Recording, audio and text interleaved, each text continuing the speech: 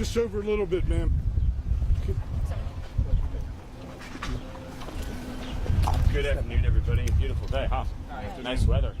I only have time for a few questions because I'm running late to a meeting, but happy to take any for a moment if you have any.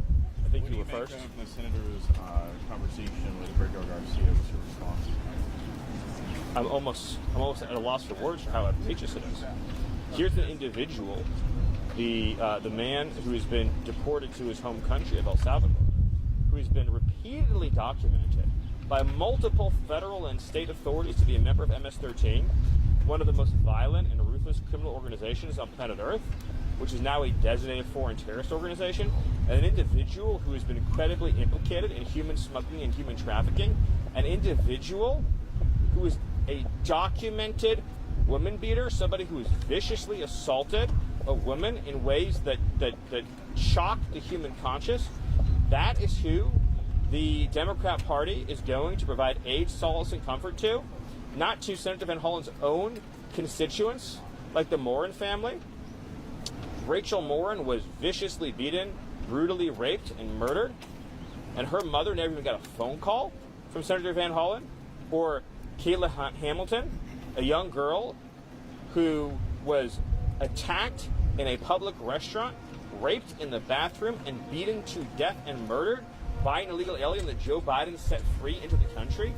None of those people elicit human sympathy from Senator Van Hollen. How broken is that man's heart? How broken is his conscience that he doesn't have even an ounce of empathy or time or concern to share with those families? Or how many of his citizen constituents have been killed by the fentanyl that Joe Biden allowed into this country, by the cartels that made a fortune off of human trafficking and smuggling into this country, or the children in his state that cannot even get a good education or good health care because of the mass migration that has occurred into his state?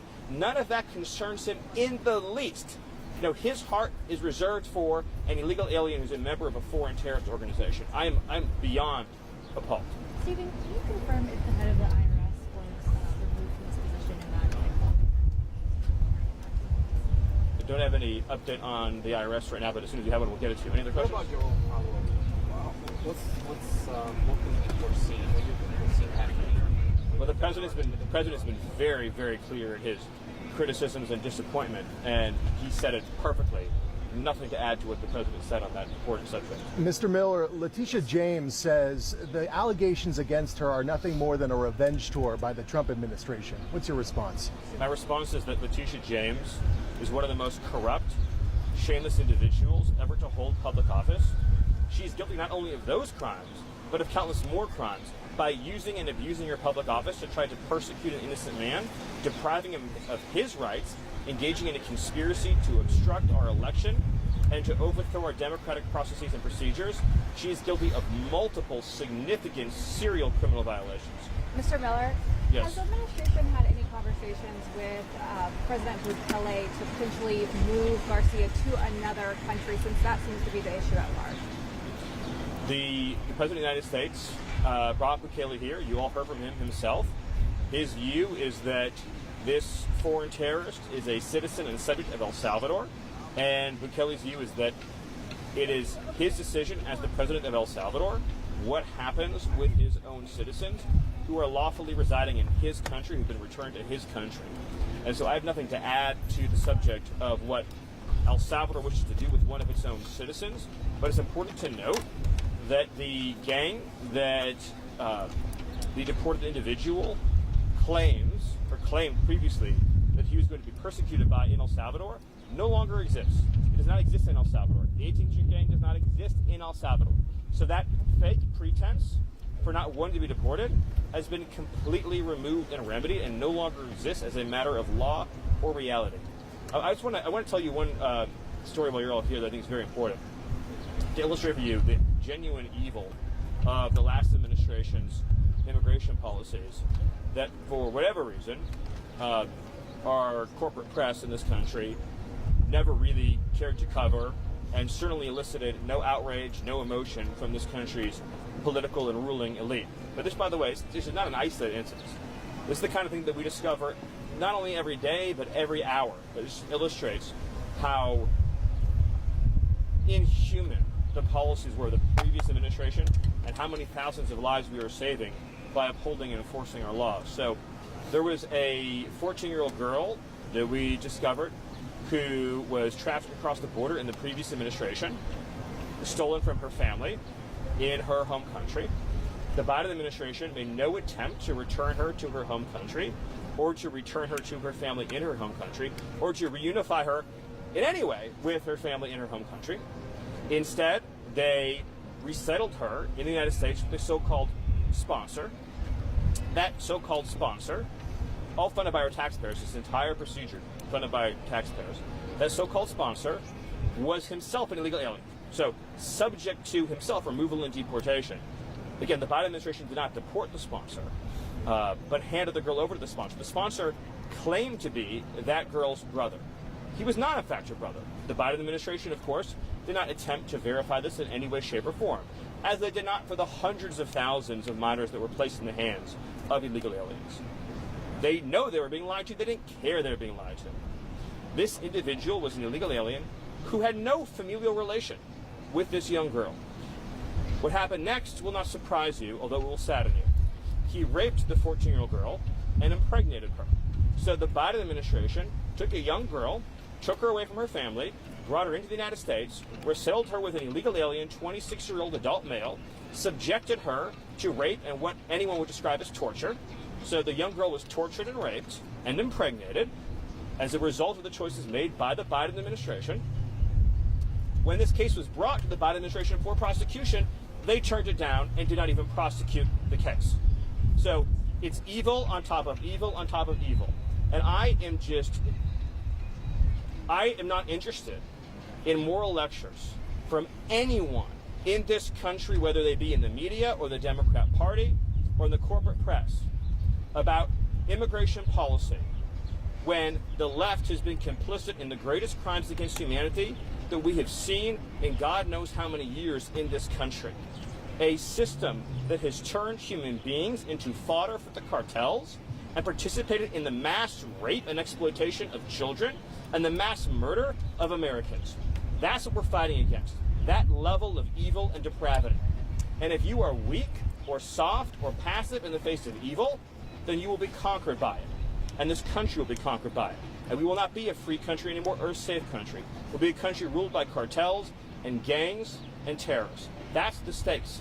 Those are the stakes in what we are doing right now. I have time for one more question. Mr. Miller, I wanted to ask you about you mentioned Bukele and the fact that Garcia is now in El Salvador's custody. But the question is, has President Trump expressed any interest at all in seeing Garcia move to a different country? Or would he want him to stay in El Salvador? Did he discuss that with Bukele or any of his advisors, specifically with immigration? Well, the Supreme Court has been abundantly clear when it overturned the lower court's ruling that the foreign policy of the United States cannot be compelled by district court.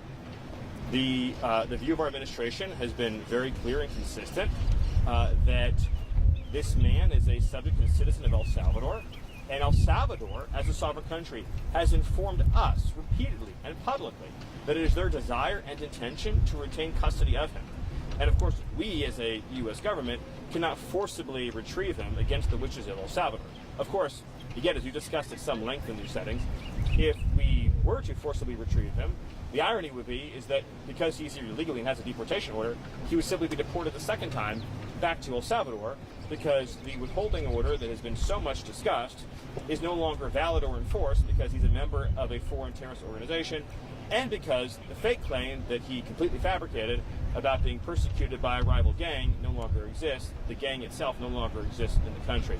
I'll take one more question. Sir, Mr. Miller, a federal appeals judge. Sir, when are we going to see accountability and consequences for sanctuary state and local officials that are violating 8 USC 1324 by harboring illegal aliens? Yeah. As well as, isn't it kind of bizarre that Chris Van Hollen tried to smuggle and facilitate the re-entry of this illegal alien, also in violation of 8 USC 13. Yeah, we also haven't heard any stories of the Logan Act this time around for whatever reason. So it's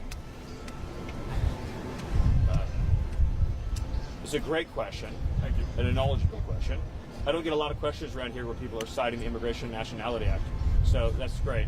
You're exactly right that the sanctuary cities are engaged in multiple criminal violations: harboring, smuggling, inducing, obstructing justice, obstructing official proceedings, and many other crimes.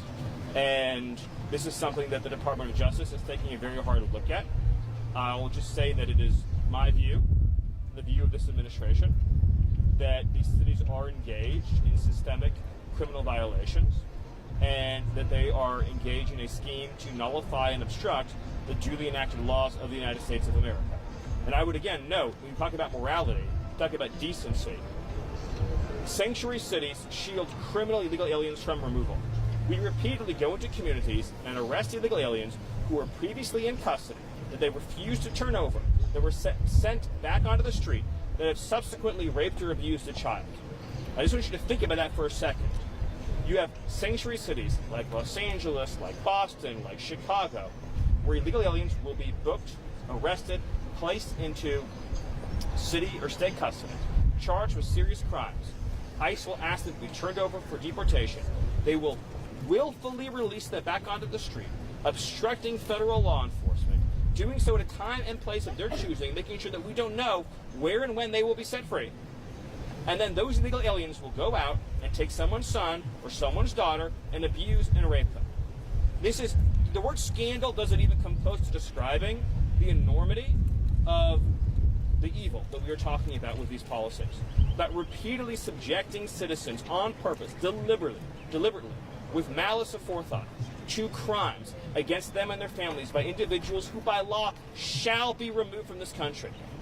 You know, and we have a whole body of immigration law, by the way, the last administration shredded, that says illegal aliens shall not be allowed to enter the country, shall be detained through removal, shall not be set free, that they chose repeatedly in mass to not only ignore, but to give them parole, to give them work permits, to give them welfare, a scheme to violate our laws. You're not talking about just one time or two times or three times, millions and millions of times they engage in this scheme. So much criminality that it defies our ability to even catalog it.